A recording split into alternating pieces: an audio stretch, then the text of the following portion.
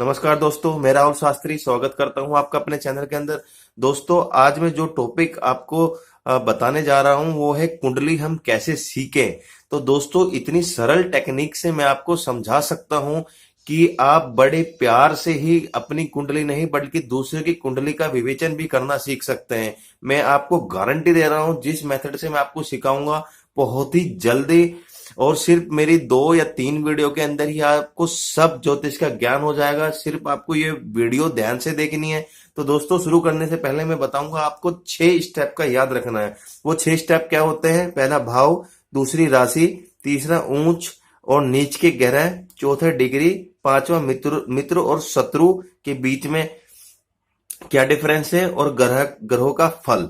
तो देखिए दोस्तों, अगर आपने 6 स्टेप सीख लिए तो आप डेफिनेटली जो है सब कुछ जान जाएंगे। और कुंडली के सबसे महत्वपूर्ण है 2 चीज, यानी स्टेप 1 जिसे भाव कहा जाता है कुंडली के अंदर, और जो दूसरा और राशि के स्वभाव। तो ये 2 पॉइंट आज मैं आपको कवर करने जा रहा हूं। तो देखिए, सर्वप्रथम आपको समझना पड़ेगा कि कुंडली क्या है। देखिए, कुंडली के 12 भाव होते हैं और 12 भाव के अंदर ये पहला भाव है, ये दूसरा, तीसरा, चौथा, पांचवा, छठा, सातवां, आठवां, नौवां, 10वां, 11वां, 12वां।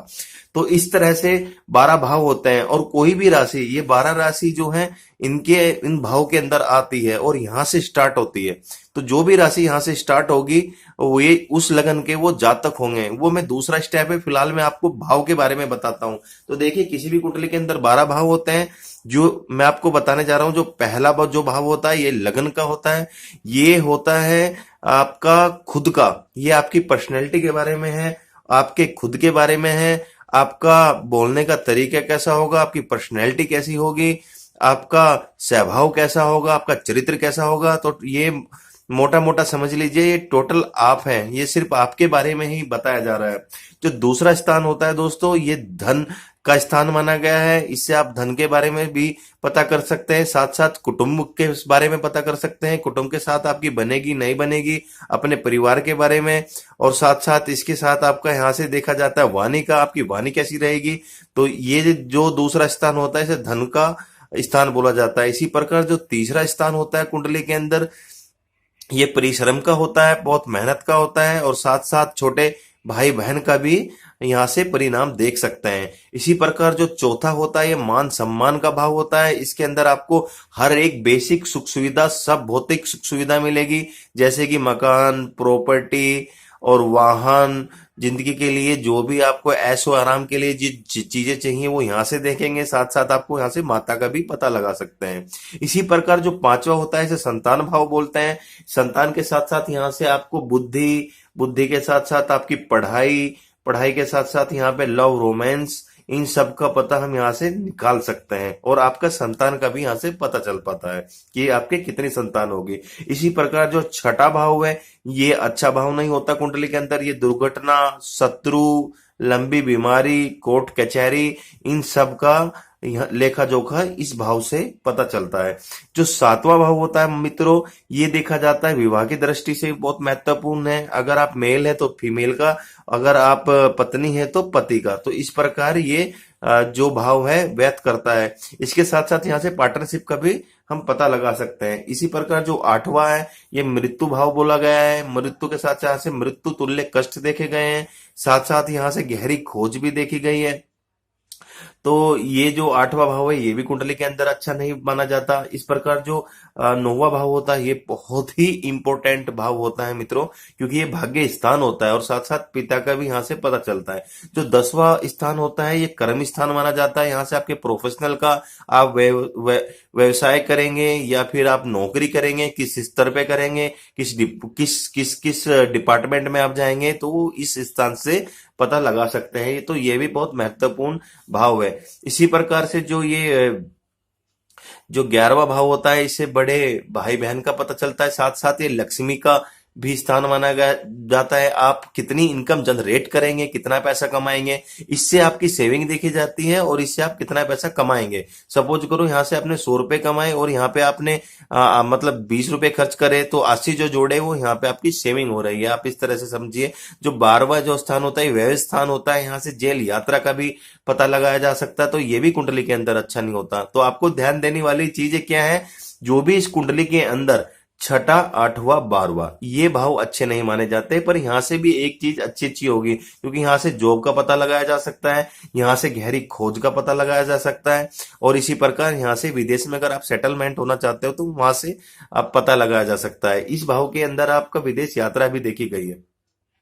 तो दोस्तों मैंने आपको बता दिया है एक कुंडली के अंदर 12 भाव होते हैं और हर एक भाव के अंदर क्या क्या चीजें छुपी हुई है, तो आपको ये ध्यान रखना है।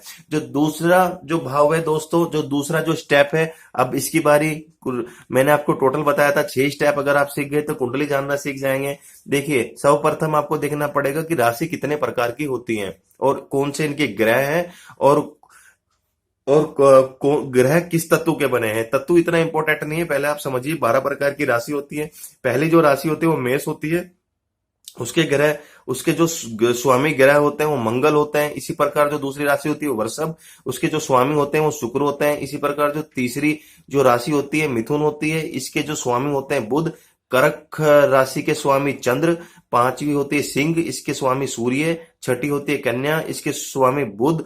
तुला के शुक्र होते हैं, वृश्चिक के मंगल होते हैं। नौवीं जो होती है वो धनु, उसके स्वामी गुरु। इसी प्रकार मकर और कुंभ, इन दोनों के जो स्वामी होते हैं वो शनि होते हैं, 10वीं और 11वीं राशि के। इसी प्रकार जो 12वीं राशि होती है वो होती है मीन, उसके स्वामी होते हैं गुरु। तो आप इसको नोट डाउन कर लीजिएगा। और आपको अब देखा होगा आपने टोटल 12 राशियां होती हैं और ये इनके स्वामी हैं। आपको एक चीज और देखना है कि ज्यादातर सब राशि को दो राशियों को एक स्वामी मिले हैं। सिर्फ कर्क और सिंह ही ऐसी राशि है जिनको एक एक राशि के एक एक स्वामी हुए हैं, क्योंकि मेष और वृश्चिक, इन दोनों राशियों के स्वामी मंगल। इसी प्रकार वृषभ और तुला, इन दोनों राशि के स्वामी शुक्र। मिथुन और ये आपका कन्या, इन दोनों राशि के स्वामी बुध। और इसी प्रकार धनु और मीन, इन दोनों राशि के स्वामी गुरु। मकर और कुंभ के स्वामी शनि। सिर्फ कर्क और सिंह को ही एक एक राशि को एक एक स्वामी मिले हैं। तो आपको ये ध्यान रखना है टोटल 12 राशि होती हैं और कौन कौन से उसके स्वामी होते हैं। साथ ही साथ आप ये भी ध्यान कर लीजिएगा कि किस तत्व की बनी है। जैसे जो मेष है, मेष राशि अग्नि तत्व की बनी है। अग्नि तत्व में कौन कौन सी आई, मेष अग्नि तत्व की है। इसी प्रकार सिंह अग्नि तत्व की है। इस प्रकार धनु अग्नि तत्व की है। जो वृषभ है वो पृथ्वी तत्व का राशि है। इसी प्रकार आपको देखना पड़ेगा, ये इनके तत्व में मैंने लिख दिए, आपको ये याद करने पड़ेंगे, आप याद कर सकते हैं। इसी प्रकार आप देख सकते हैं कि इनका स्वभाव कैसा होता है। जैसे मेष वो चर स्वभाव की राशि मानी गई है। जो वृषभ है वो स्थिर स्वभाव की मानी गई है। जो मिथुन वो द्विव स्वभाव की राशि मानी गई है। और ये इनका क्रम सेम रहेगा। जैसे पहली जो राशि है वो अग्नि, दूसरी जो राशि होती है वो वृषभ तत्व की, पृथ्वी तत्व की बनी है। जो तीसरी राशि होती है वो वायु तत्व की बनी है। जो चौथी राशि होती है जल तत्व की राशि बनी है। तो इस प्रकार आप याद रख सकते हैं, इनके स्वभाव और जो तत्व है वो क्रम के अनुसार चलते हैं। तो दोस्तों आपको दूसरी चीज याद हुई, साथ ही साथ मैं आपको इनका नेचर बता देता हूं। देखिए जो मंगल का जो नेचर होता है, ये आपका आत्म बल है, जो आपको करने की जो इच्छा होती है और जो आपके अंदर ऊर्जा होती है। साथ ही साथ ये खून का भी कारक माना जाता है और सेना में इसे सेनापति बोला जाता है। तो अगर आपकी कुंडली के अंदर मंगल बहुत स्ट्रांग है तो आपके अंदर इतनी ऊर्जा होगी, आप डेफिनेटली कुछ ना कुछ जरूर कर सकेंगे। स्पोर्ट पर्सन के लिए मंगल का ऊंच का होना बहुत जरूरी है, या मंगल का प्रबल होना बहुत जरूरी है। शुक्र से देखी जाती है सारी की सारी भौतिक चीजें।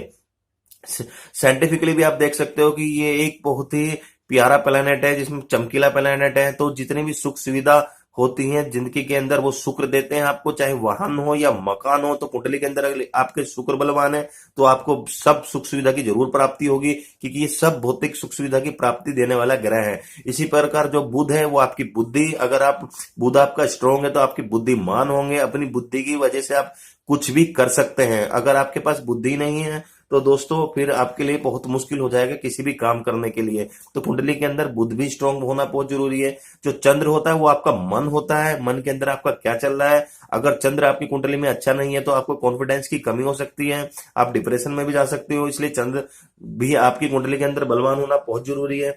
सूर्य से देखा जाता है आपका आत्म बल, मंगल से देखा जाता है आपका जो जो आपकी ऊर्जा है, जो आपका शारीरिक बल है, और जो सिंह से देखा जाता है आपका आत्मबल, आपकी आत्मा। साथ ही साथ ये गवर्नमेंट महकमा भी इससे देखा जाता है। अगर सूर्य स्ट्रांग है तो आपको गवर्नमेंट नौकरी भी मिल सकती है। साथ ही साथ पिता का भी सूर्य से देखा जाता है, सूर्य पिता पिता भी होता है। इसी प्रकार आपने देखा गुरु, गुरु होता है ज्ञान, आपको ज्ञान कैसे अर्जित करेंगे। साथ ही साथ गुरु से आपके बड़े, आपके गुरुजन, ये सब चीजों का गुरु कारक है। शनि का थोड़ा, शनि होते हैं न्याय के लिए, शनि से देखा जाता है न्याय। साथ ही साथ संघर्ष, आप जिंदगी के अंदर अगर संघर्ष करने के बाद जो आप काबिल बनते हैं वो शनि की वजह से बनते हैं। साथ ही साथ ये 36 साल के बाद आपका भाग्य उदय करता है, क्या क्योंकि काफी धीमी प्रवृत्ति से ये चलने वाला ग्रह है।